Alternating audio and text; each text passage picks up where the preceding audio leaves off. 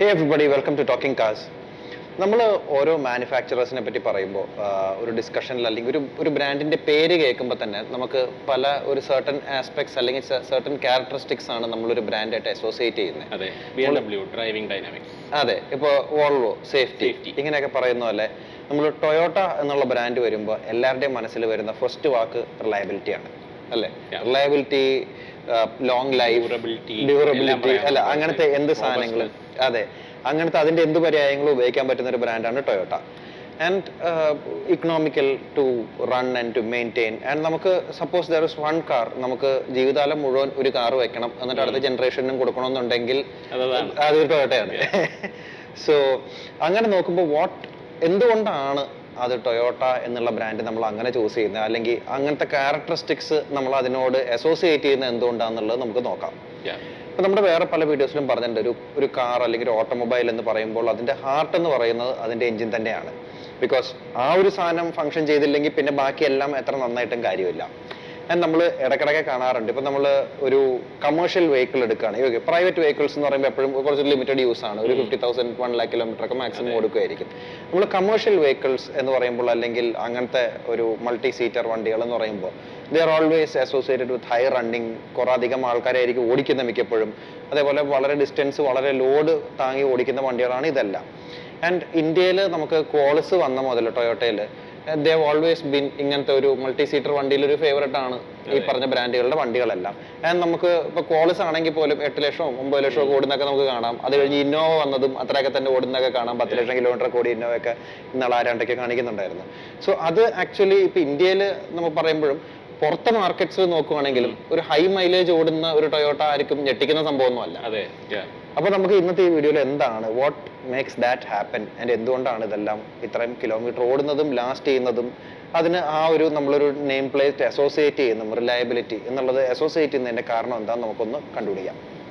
So അതിന് ഏറ്റവും best example എന്ന് പറയാവുന്ന പോലെ നമ്മുടെ ഫേവറേറ്റ് ഇന്നോവയുടെ ഡീസൽ എഞ്ചിൻ നാട്ടുകാർക്കൊക്കെ സുപരിചിതമാണ്. ലക്ഷങ്ങൾ കയറുന്ന ഓടും കേട്ടിട്ടുണ്ട്. അതെ, 4 ലക്ഷം 6 ലക്ഷം 8 ലക്ഷം നമ്പേഴ്സ് ആണ്. അതുകൊണ്ട് ഇതാണ് ആ എഞ്ചിൻ, ഒറിജിനൽ ഇന്നോവയിൽ വന്ന D4D. സോ ഇതിനെ 2KD എന്നാണ് അറിയപ്പെടുന്നത്. 2KD FTV. കഴിഞ്ഞ മറ്റേ എഞ്ചിൻ ചാനലിന്റെ പേരുകളാണ്. 2.5 ലിറ്റർ എഞ്ചിനാണ്. നമുക്കത് ഇന്ത്യയിൽ ഇന്റർകൂളർ ഉള്ളതും ഇന്റർകൂളർ ഇല്ലാത്തതും വന്നിട്ടുണ്ട്. സോ ബേസിക് എഞ്ചിനാണ് പറയുമ്പോൾ ഇൻ തിയറി ഒരു സ്ട്രോങ് ആയിട്ടുള്ള ഒരു ഡീസൽ എഞ്ചിൻ ഉണ്ടാക്കണം എന്ന് പറഞ്ഞാൽ ഇതാണ് അവർ ഉണ്ടാക്കി കൊടുക്കുക. അതെ, ഇതിൽ വെയിറ്റ് സേവിങ്ങും കാര്യങ്ങളൊന്നും അല്ല, ഇത് ലോങ് ലൈഫിന് വേണ്ടി തന്നെയാണ് പ്രോപ്പർ ഹാർഡ് സാധനമായിട്ട് ഉണ്ടാക്കിയിരിക്കുന്നത് വിത്ത് കാസ്റ്റ് അയൺ. സോ ബേസിക്കലി ഇതൊരു കാസ്റ്റ് അയൺ ബ്ലോക്ക് ആണ്. ഡീപ് സ്കേർട്ട് ആയിട്ടുള്ള സിലിണ്ടർ ബ്ലോക്ക് ആണ് ബേസിക്കലി. അതിന്റെ ഉള്ളിൽ ക്രാങ്ക് ഷാഫ്റ്റിന് 8 ബാലൻസ് വെയിറ്റ്സ് ഉണ്ട്, 5 ജേർണൽസ് ഉണ്ട്, അലൂമിനിയം പിസ്റ്റൻസ് ആണ് യൂസ് ചെയ്യുന്നത്. ഇൻട്രസ്റ്റിംഗ്. മോളിൽ ഒരു അലൂമിനിയം ഹെഡ് വന്നിട്ടുണ്ട്. 16 വാൽവ്സ് വരുന്നുണ്ട്. ട്വിൻ ക്യാം ആണ്. സോ ഈ ക്യാമിന്റെ ഒരു ഇൻട്രസ്റ്റിംഗ് പാർട്ട് എന്ന് പറഞ്ഞിട്ടുണ്ടെങ്കിൽ ഈ ഇൻടേക്ക് ക്യാം ബേസിക്കലി ബെൽറ്റ് വെച്ചിട്ടാണ് റൺ ചെയ്യുന്നത്. റബ്ബർ ബെൽറ്റ് ആണ്. പക്ഷേ എക്സോസ്റ്റ് ക്യാം റൺ ചെയ്യാൻ വേണ്ടിയിട്ട് ഇതിൽ നിന്ന് തന്നെ ഗിയറിംഗ് കൊടുത്തിട്ടുണ്ട്. സോ ഇന്നോവയ്ക്ക് ആക്ച്വലി ഇൻട്രസ്റ്റിംഗ് ആയിട്ട് പവർ സ്റ്റിയറിംഗ് ഗിയർ ഡ്രിവൺ ആണല്ലേ? ഗിയർ ഡ്രിവൺ ആണ്. അത് ഇവിടെയാണ് വരിക, അതിന്റെ ലൊക്കേഷൻ ആണ് ഇത്. സോ സാധാരണ നമ്മുടെ എഞ്ചിൻ വീഡിയോയിൽ പറഞ്ഞിട്ടുണ്ട്, നമ്മുടെ ക്രാങ്ക് ഷാഫ്റ്റിൽ നിന്നാണ് ഡ്രൈവ് പോകുന്നത്, മെയിൻ പുള്ളി പോവും, അവിടെ നിന്ന് പല സാധനങ്ങൾ ആക്സറീസ് എല്ലാം ബെൽറ്റ് വെച്ചിട്ട് ഡ്രൈവ് ചെയ്യുന്നതാണ് പറഞ്ഞിരിക്കുന്നത്. ഇത് കുറച്ചൊരു ഹൈബ്രിഡ് സിസ്റ്റം ആണ്. ബെൽറ്റ് ഉണ്ട്, എന്നാൽ ബാക്കി ഈ പവർ സ്റ്റിയറിംഗിന്റെ സാധനം റൺ ചെയ്യുന്നത് നേരെ ഗിയറിംഗ്. സ്റ്റിയറിംഗ് യൂണിറ്റ് ഇവിടെയാണ് വരിക. ഇത് ഹൈ പ്രഷർ ഡീസൽ പമ്പാണ്. സോ അതെല്ലാം ഈ സൈഡിൽ നിന്ന് വാക്വം പമ്പും ബാക്കിയെല്ലാം ഇവിടെ തന്നെയാണ് വരിക. സോ ഇത് 4 വാൽവ്സ് പെർ സിലിണ്ടർ ആണ്. സോ 2 ഇൻടേക്ക് വാൽവ് ഉണ്ട്, 2 എക്സോസ്റ്റ് വാൽവ് ഉണ്ട്. അതിന് ഈ DOHC ക്യാം വെച്ചിട്ട് റൺ ചെയ്യാണ്. സോ നമ്മൾ ആലോചിക്കുമ്പോൾ എഞ്ചിൻ ഭയങ്കര ബേസിക് ആണെന്ന് തോന്നുമെങ്കിലും അത്യാവശ്യം ഹൈടെക് ആണ്. ഈ വക സാധനങ്ങളെല്ലാം അന്ന് തൊട്ടേ ഉണ്ടായിരുന്നു എന്ന് ആലോചിക്കും. ട്വിൻ ക്യാം ആണെന്നുള്ളത് ശ്രദ്ധിച്ചിട്ടുണ്ടായിരുന്നില്ല. So single cam twin cam എന്ന് പറയുമ്പോൾ ഇതിന്റെ വാൽവ്സിന്റെ ഓപ്പറേഷൻ കൺട്രോൾ ചെയ്യുക, സിലിണ്ടറിന്റെ അകത്ത് കമ്പഷൻ ചേമ്പറിലോട്ട് മിക്സ്ചർ കയറ്റാനും ഇറക്കാനും എല്ലാത്തിനും യൂസ് ചെയ്യുന്ന വാൽവ്സ് ആണ്. സോ നമ്മുടെ വാൽവ്സിന്റെ ഓപ്പണിങ്ങും ക്ലോസിങ്ങും കൺട്രോൾ ചെയ്യാൻ യൂഷ്വലി ഒരു സിംഗിൾ ക്യാം ഷാഫ്റ്റ് ആണ് സാധാരണ വണ്ടികൾക്ക് ഉണ്ടാവുന്നത്. കുറച്ചുകൂടി അഡ്വാൻസ്ഡ് വണ്ടി എന്ന് പറയുമ്പോൾ ഡബിൾ ക്യാം ഷാഫ്റ്റ് ആണ് വരുന്നത്, DOHC double overhead cam shaft എന്നാണ് വരുന്നത്. സോ അത് നമുക്ക് കുറച്ചുകൂടെ പ്രിസൈസ് ആയിട്ടുള്ള കൺട്രോളിങ്ങും കാര്യങ്ങളും പറ്റും. ഇൻടേക്കിനും എക്സോസ്റ്റിനും വേറെ ക്യാംസ് ഉള്ളതുകൊണ്ട് യു ക്യാൻ എന്താ പറയുക, നമുക്ക് ട്യൂൺ ചെയ്യാൻ പറ്റും കുറച്ചുകൂടെ നമുക്ക് വേണ്ട പോലെ. ഇൻടേക്കും എക്സോസ്റ്റും കുറച്ചുകൂടെ ഒപ്റ്റിമൈസ് ചെയ്ത് റൺ ചെയ്യാൻ പറ്റും. അതെ, പിസ്റ്റൻസ് ഇതിൽ ബേസിക്കലി അലൂമിനിയത്തിന്റെ പിസ്റ്റൻസ് യൂസ് ചെയ്യണം. ഓക്കെ, ഈ പിസ്റ്റൻസിന്റെ കണക്ടിംഗ് റോഡൊക്കെ ഭയങ്കര സ്ട്രോങ് ആണ്. ഈ എഞ്ചിന്റെ ലൈഫ് എവിടെന്നാ വരുന്നതെന്ന് പറഞ്ഞാൽ ഒരു സ്ട്രോങ് ക്രാങ്ക് ഷാഫ്റ്റ് കൊടുത്തിട്ടുണ്ട്. ഇത്രയും ജേർണൽസ് 5 ജേർണൽസ് ഉണ്ട് അതിന്റെ ഉള്ളിൽ. ബാലൻസർ വെയിറ്റ്സ് ഉണ്ട് 8 എണ്ണം വരെ ക്രാങ്കുമ്പോൾ കൊടുത്തിട്ടുണ്ട്. പിന്നെ ഈ പിസ്റ്റന്റെ അടിയിൽ നമ്മൾ നോക്കുകയാണെങ്കിൽ ഈ സൈഡിൽ നിന്ന് കുറച്ച് ഓയിൽ സ്ക്വേർട്ട് ചെയ്യാൻ വേണ്ടിയിട്ട് കുറെ ചെറിയ ജെറ്റ്സ് വെച്ച് കൊടുത്തിട്ടുണ്ട്. സോ എഞ്ചിൻ വാമായിട്ട് റൺ ചെയ്യുകയാണെങ്കിലും ഈ പിസ്റ്റൻ ആക്ച്വലി കൂളായിരിക്കും. സോ പിസ്റ്റന്റെ അടിയിൽ നിന്ന് കൂളിംഗ് ഉള്ളതുകൊണ്ട് അതിന് കുറച്ചും കൂടി ലൈഫ് കൂടുതൽ കിട്ടും. നമ്മൾ ആ 2JC എഞ്ചിൻ എങ്ങനെ ലാസ്റ്റ് ചെയ്യുന്നു എന്ന് ചോദിച്ചു കഴിഞ്ഞാൽ ഇത് അതുപോലെ തന്നെയാണ്. പക്ഷേ 2JCന് ഓപ്പോസിറ്റ് ആയിട്ട് കുറെ ഡിഫറൻസ് ഉണ്ട്. ഇത് കുറച്ചും കൂടി ഹൈ ടോർക്ക് ക്യാരക്ടറിസ്റ്റിക്സിന് വേണ്ടിയിട്ടാണ്, ലോ റേവിംഗ് ആണ്. സോ 4400 RPM ഒക്കെയാണ് സാധാരണ റെഡ് ലൈൻ ഇരിക്കുന്നത്. അത്രേ ഉള്ളൂ, അവിടെ അധികം റെവ് ചെയ്ത് ഓടിക്കാനായിട്ട് ഉദ്ദേശിച്ചിട്ടില്ല. സോ നമ്മൾ square engine, over square engine, under square engine എന്നൊക്കെ കേട്ടില്ലേ? സോ സ്ക്വയർ എഞ്ചിൻ എന്ന് പറഞ്ഞാൽ ബോറും സ്ട്രോക്കും ഒരേ ലെങ്ത് ആയിരിക്കും, ഒരേ ഇത് തന്നെയായിരിക്കും. സോ അതിന്റെ ഗുണം എന്ന് പറഞ്ഞാൽ പിസ്റ്റന്റെ ഡയമീറ്റർ ആണ്. സ്ട്രോക്ക് എന്ന് പറഞ്ഞാൽ പിസ്റ്റൻ മുകളിലേക്കും താഴേക്കും എത്ര മില്ലിമീറ്റർ മൂവ് ചെയ്യും എന്നുള്ളതാണ്. സോ ഇത് ഇപ്പൊ നമുക്കൊരു ഹൈ ഡ്രൈവിംഗ് എഞ്ചിനാണ് വേണ്ടതെങ്കിൽ കുറെ കൂടി വലിയ ബോറും ചെറിയ സ്ട്രോക്കും കൊടുത്തു കഴിഞ്ഞാൽ വേണ്ടത്. കാരണം അത് കുറച്ചുകൂടി ഫാസ്റ്റ് ആയിട്ട് RPM പിക്ക് ചെയ്യും, അങ്ങനെയുള്ള ഗുണങ്ങളൊക്കെ ഉണ്ട്. പക്ഷെ നമുക്ക് ടോർക്ക് വേണ്ടപ്പോൾ നമുക്ക് വേണ്ടത് ലോങ്ങർ സ്ട്രോക്ക് ആണ്. കാരണം പിസ്റ്റൻ അത്രയും താഴേക്ക് പോരണം, അത്രയും ടോർക്ക് ഇവിടെ ക്രാങ്കുമ്പോൾ ഡെവലപ്പ് ചെയ്യണം എന്നുള്ള വെച്ചിട്ടാണ് നമ്മൾ ലോങ് സ്ട്രോക്ക് കൊടുക്കുക. പഴയ എൻഫീൽഡിന്റെ എഞ്ചിൻ ഓർത്താൽ മതി, അത്രേ ഉള്ളൂ. സോ ബേസിക്കലി ഇത് കുറച്ചും കൂടി, അതായത് സ്ട്രോക്ക് ഇത്തിരി പ്രാധാന്യം കൊടുത്തിട്ടുള്ള എഞ്ചിനാണ്. കാരണം ലോഡ് ക്യാരക്ടറിസ്റ്റിക്സ് ആണ് ഇതിന്റെ ഇമ്പോർട്ടൻസ്. സോ 92 mm ആണ് ഇതിന്റെ ബോർ, 93.8 ആണ് ഇതിന്റെ സ്ട്രോക്ക് വരുന്നത്. സോ ഇതിൽ തന്നെ കംപ്രഷൻ റേഷ്യോ 2 മോഡൽസിന് വന്നിട്ടുണ്ട്. സോ ആദ്യത്തെ വേരിയൻസിനൊക്കെ 18.4 ഉണ്ടായിരുന്നു. പിന്നീട് ഡെൽഫിയുടെ ഫ്യൂൽ ഇഞ്ചക്ഷൻ വന്ന സമയത്ത് അത് 17.5 ഒക്കെ ആക്കിയിട്ട് കുറച്ച്. എന്താണ് കംപ്രഷൻ റേഷ്യോ മാറുന്നതിൽ എന്താണ് വ്യത്യാസം വരുന്നത്? അത് അന്നേരമുള്ള ഇമിഷൻസിനെ വെച്ചിട്ട് അതിന് കുറച്ച് കുറയ്ക്കാൻ വേണ്ടിയിട്ടാണ് അത് അവർ അങ്ങനെ ചെയ്തത്. അന്ന് കുറെ മാറ്റങ്ങൾ വന്നിട്ടുണ്ട്. ഇതിലെ ഫ്യൂൽ ഇഞ്ചക്ഷന്റെ പ്രഷർ മാറിയിട്ടുണ്ട്. സോ ഇനീഷ്യലി റെയിൽ പ്രഷറൊക്കെ ഓൾറെഡി ഇതിന് കൂടുതലായിരുന്നു, അത് തന്നെ പിന്നീട് വളരെയധികം കൂടിയിട്ടുണ്ട്. പിന്നെ അവര് മറ്റേ ഇന്റർകൂളർ ഉള്ള വേരിയന്റ് കൊണ്ടുവന്നു. ഈ എഞ്ചിൻ ഫുൾ ആയിട്ട് അന്ന് ടൊയോട്ടയ്ക്ക് ഇന്ത്യയിൽ ഡീസൽ എഞ്ചിൻ മാനുഫാക്ചറിംഗ് ഉണ്ടായിരുന്നില്ല. സോ ഇതിൽ ഇവിടെ നോക്കിയാൽ കാണാൻ പറ്റും മെയ്ഡ് ഇൻ തായ്ലാൻഡ്. അത് നമ്മൾ ആരും വിശ്വസിക്കില്ല. കാര്യം ഇന്നോവയ്ക്ക് എഞ്ചിൻ ഇമ്പോർട്ടഡ് ആണെന്ന് പറഞ്ഞിട്ടുണ്ടെങ്കിൽ പലരും ഇതിന്റെ ഇവിടെ ഫാക്ടറി ഉള്ളതല്ല, ഇവിടെ ഉണ്ടാക്കുന്നതെന്ന് പറയും. പക്ഷേ ആക്ച്വലി ഇന്നോവയുടെ എഞ്ചിൻ ഇമ്പോർട്ടഡ് ആണ്. അതുകൊണ്ട് തന്നെയാണ് ആ വണ്ടിക്ക് അത്രയും ഒരു കോസ്റ്റും കൂടുതലുണ്ടായിരുന്നത്. ഇപ്പൊ കമ്പോണന്റ് ഭയങ്കര എക്സ്പെൻസീവ് ആയിരുന്നു. ഈവൻ കൊറോള ഓൾട്ടിസിന്റെ ഇതിന്റെ ഒക്കെ ഡീസൽ എഞ്ചിൻ, അതുപോലെ ടിയോസിന്റെ ഒക്കെ ഡീസൽ എഞ്ചിൻ ഇനീഷ്യലി ഇമ്പോർട്ടഡ് ആയിരുന്നു. സോ അത് ജപ്പാനിൽ നിന്നായിരുന്നു, ഇത് തായ്ലൻഡിൽ നിന്നാണ് ED40. സോ ഇത് ബേസിക്കലി നമ്മുടെ ഹൈലെക്സിനൊക്കെ വരുന്ന പ്രൂവൺ എഞ്ചിനാണ്, ഹൈലെക്സ്, ഫോർച്യൂണർ. സോ ഇതിന്റെ 2 വേരിയൻസ് ഉണ്ട്. സോ ദിസ് ഇസ് ദ 2.5, ഒരു 3 ലിറ്ററും കൂടി ഉണ്ട്. സോ ഇതിൽ യൂസ് ചെയ്തേക്കുന്ന മെറ്റീരിയൽസ് ഒക്കെ ഭയങ്കര ഇമ്പോർട്ടന്റ് ആണ്. സോ ഇതിന്റെ ഹെഡ് ഗാസ്കറ്റ് നമ്മൾ നോക്കുകയാണെങ്കിൽ അതൊരു സ്റ്റീൽ ലാമിനേറ്റ് ആണ്. സോ അത് അത്യാവശ്യം പ്രഷർ, ഈ പറഞ്ഞ പോലെ ഇതിന് വലിയ ഡാമേജ് ഒന്നും ഇല്ലാണ്ട് കുറെ ലക്ഷക്കണക്കിന് കിലോമീറ്റർ ഓടുമ്പോഴും ഇത് തുറക്കേണ്ടി വരാത്തതിന്റെ ഒരു റീസൺ അതാണ്. പ്രശ്നമില്ല. അതുപോലെ ഈ വാൽവ് ലിഫ്റ്റേഴ്സും സാധനങ്ങളൊക്കെ ഭയങ്കര സോളിഡ് ആണ്. നമ്മൾ ഹൈഡ്രോളിക് ലിഫ്റ്റേഴ്സ് അങ്ങനത്തെ കോംപ്ലക്സിറ്റി ഒന്നും കൊടുത്തിട്ടില്ല. സോ അതിനൊക്കെ ലോങ് ലൈഫ് കിട്ടുന്നുണ്ട്. ആൻഡ് ഈ ഗിയർ ഡ്രിവൺ ആയതുകൊണ്ട് തന്നെ ഈ പല കമ്പോണൻസും അത് ഒരിക്കൽ സെറ്റ് ചെയ്ത് കഴിഞ്ഞാൽ പിന്നെ അങ്ങനെ വേറെ മാറുന്ന പ്രശ്നങ്ങളൊന്നുമില്ല. സോ നമ്മളിപ്പോ ഈ ഇന്നോവയുടെ എഞ്ചിൻ അല്ലെങ്കിൽ ടൊയോട്ടയുടെ എഞ്ചിൻ ജനറലി നമ്മൾ ബാക്കി ഇത് വെച്ച് നോക്കുമ്പോൾ, ബാക്കി മാനുഫാക്ചറേഴ്സ് വെച്ച് നോക്കുമ്പോൾ, ഇതിന്റെ ഒരു ജാപ്പനീസ് എഞ്ചിൻസ് പൊതുവെ അവർ യൂസ് ചെയ്യുന്ന ആ ഒരു വാട്ട് യൂസ് ചെയ്യ ഒരു പ്രിസിഷനും ആ ഒരു ഫിനസും കാര്യങ്ങളെല്ലാം ഒരു ലെവൽ അപ്പാർട്ടാണ്. അപ്പൊ നമ്മൾ പഴയ വണ്ടികൾ നോക്കി എത്ര പഴയത് നോക്കിയാലും നമ്മൾ അത് ആ ജാപ്പനീസ് വണ്ടികൾക്ക് അപ്പത്തൊട്ട് കാണുന്ന അതിന്റെ ആ മെറ്റീരിയൽസും ഇപ്പൊ നമ്മൾ പറയുകയാണ് ഓക്കെ കാസ്റ്റ് അയൺ എന്ന് പറഞ്ഞാലും അതിന്റെ അകത്തുള്ള ഗ്രേഡും അതിന്റെ അകത്തുള്ള ആ ഒരു ഫൈനൽ ഫിനിഷിങ്ങും കാര്യങ്ങളെല്ലാം കാസ്റ്റിംഗ് പ്രോസസ് തന്നെ. ഇപ്പൊ ഇതിന്റെ എഡ്ജ് ഒക്കെ എന്ത് പ്രിസൈസ് ആയിട്ട് ഉണ്ടാക്കിയാണ് നോക്കിയത്. 2005 ഉണ്ടാക്കിയ എഞ്ചിൻ ആയിരിക്കാം. എല്ലാം വളരെ ഇതായിട്ടാണ്, നല്ല ക്ലീൻ ആണ്. കാസ്റ്റിംഗിലൊന്നും വേസ്റ്റ് മെറ്റീരിയൽസോ അങ്ങനെ എഡ്ജസ് ഒന്നുമില്ല.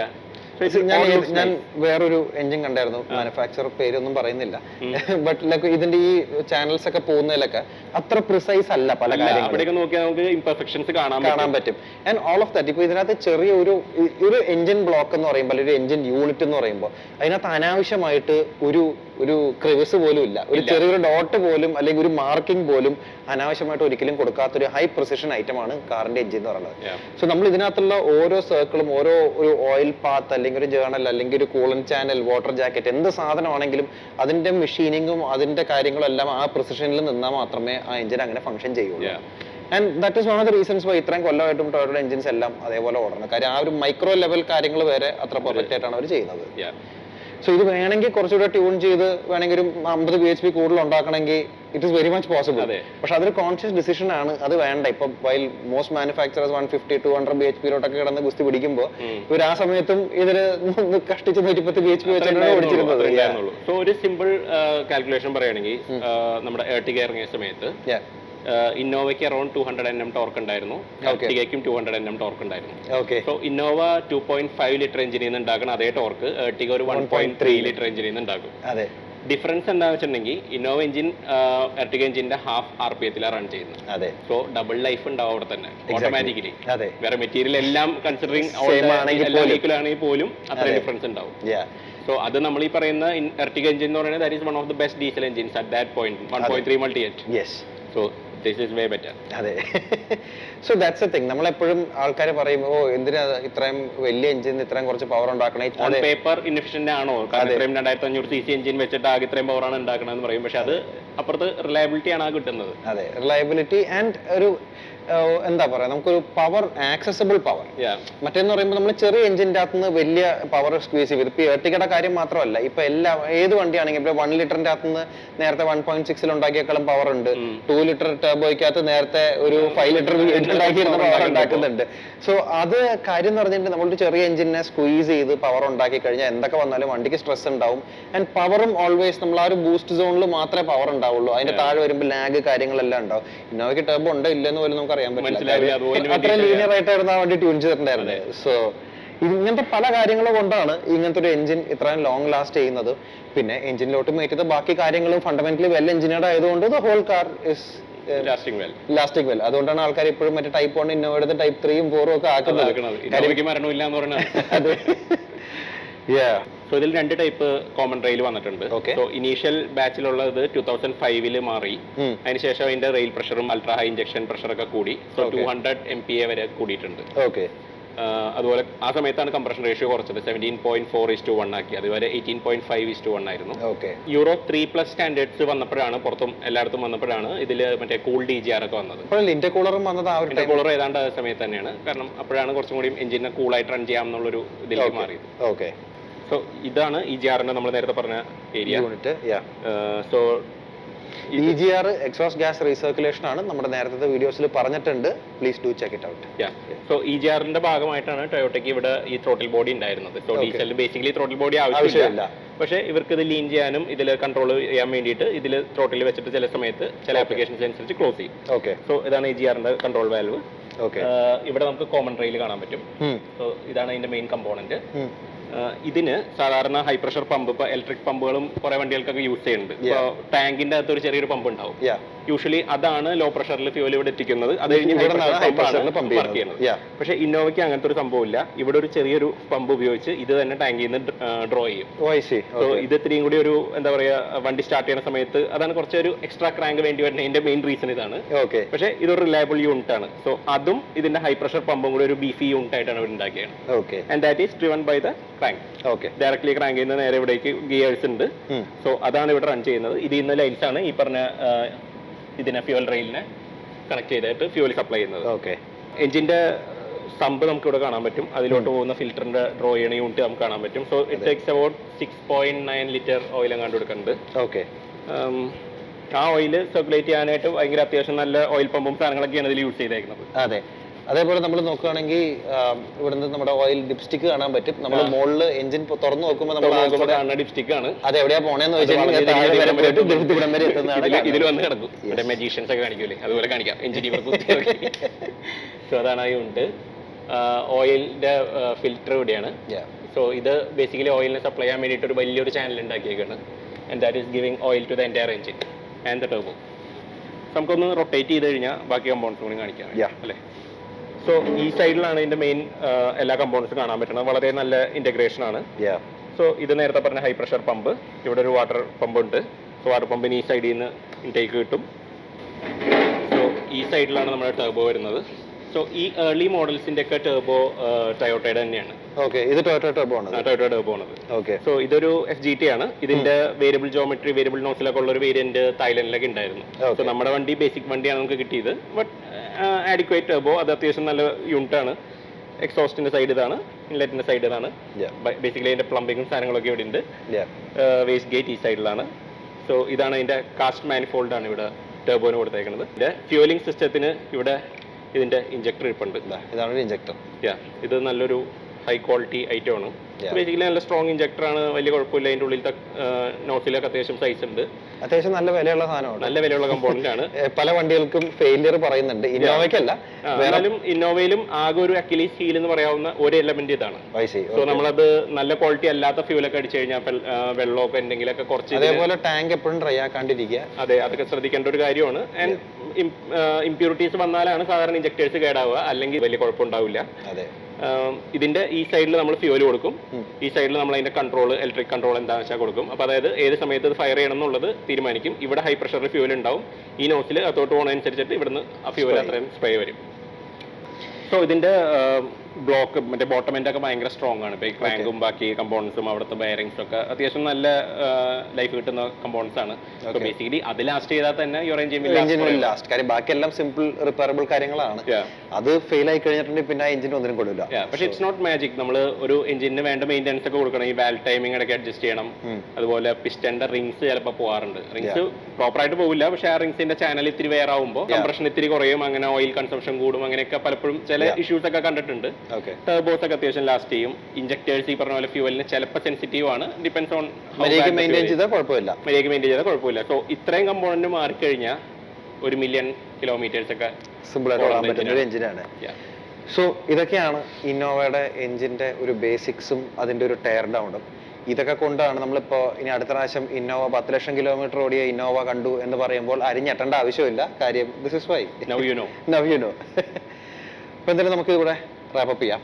അപ്പോൾ ഈ വീഡിയോ ഇഷ്ടപ്പെട്ടു എന്ന് പ്രതീക്ഷിക്കുന്നു. ഇഷ്ടപ്പെട്ടെങ്കിൽ please do comment on the video. നിങ്ങൾക്ക് ഈ വീഡിയോ പറ്റി എന്ത് തോന്നി എന്നുള്ളതും, അതേപോലെ വേറെ വണ്ടികളുടെ ഇതേപോലെ എഞ്ചിനും കാര്യങ്ങളും ടയർ ഡൗൺ കാണിക്കണമെങ്കിലും do let us know in the comment section. We will be happy to do that. അപ്പോൾ thank you so much for watching guys and have A great day. Bye bye.